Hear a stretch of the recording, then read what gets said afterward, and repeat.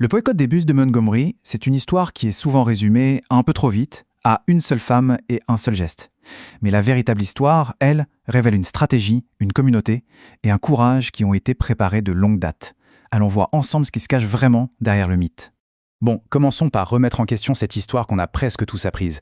La réalité, elle est bien plus complexe et bien plus forte. Rosa Parks n'était pas simplement fatiguée physiquement ce jour-là, non. Comme elle l'a dit elle-même, elle était fatiguée de céder. Pour bien comprendre cette réalité, il faut revenir à ce jour précis, un jour qui a tout changé, le 1er décembre 1955. Ce qui est fascinant, c'est que cette confrontation de 1955, ce n'était pas leur première rencontre. Non, loin de là.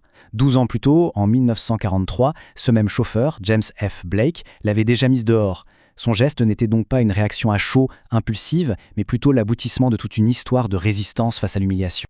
En fait, son acte dans ce bus, c'était le résultat de toute une vie de militantisme. Quand on regarde cette chronologie, on comprend tout de suite. Son engagement pour la justice raciale était profond, ancien, bien avant le boycott. Son mariage, son rôle à la NAACP, et même sa formation à la désobéissance civile quelques mois avant, tout ça montre qu'elle n'a pas du tout été choisie au hasard. C'était une militante chevronnée et très respectée. Et attention, son travail n'était pas juste administratif, pas du tout. Elle était vraiment en première ligne à documenter la réalité brutale du Sud sous les lois Jim Crow. Elle enquêtait sur des agressions, des meurtres, des viols. Elle affrontait un danger permanent pour recueillir des témoignages. Et c'est elle qui le dit le mieux. Sa fatigue n'était pas physique, c'était un épuisement bien plus profond, un ras-le-bol face à l'injustice. Une fatigue morale, en quelque sorte, qui venait de décennies de lutte contre un système qui n'en finissait pas d'opprimer. Son arrestation, ça a été l'étincelle. Mais le carburant, c'était la communauté. Et cette communauté, elle a trouvé sa voie à peine 4 jours plus tard. C'est à ce moment-là, dans cette réunion, qu'un jeune pasteur, un certain Dr Martin Luther King Jr., a été choisi pour diriger la toute nouvelle Montgomery Improvement Association. Et c'est là que le mouvement a vraiment pris une autre dimension, une organisation sans précédent. Le discours du Dr King ce soir-là a su capter le sentiment de toute une communauté qui était arrivée à son point de rupture. Il a mis des mots sur une frustration, une colère et une détermination qui couvaient depuis des générations. Il n'a pas seulement exprimé de la colère, non. Il a parlé d'une aspiration profonde, à la dignité, à la justice. Sa poésie, ses images fortes, ont galvanisé la foule. Ça a transformé un simple vote pour un boycott en un véritable engagement moral et spirituel. Et attention, on ne parle pas d'une manifestation d'une seule journée. Ce qui a suivi, c'est un véritable exploit d'organisation, de sacrifice et d'une endurance incroyable.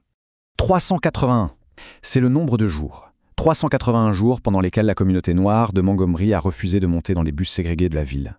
C'est plus d'un an. Plus d'un an de détermination face à tout. L'adversité économique, les menaces physiques, tout. Alors comment est-ce que ça a pu réussir ? Ça reposait sur un réseau de soutien communautaire hyper complexe et résilient.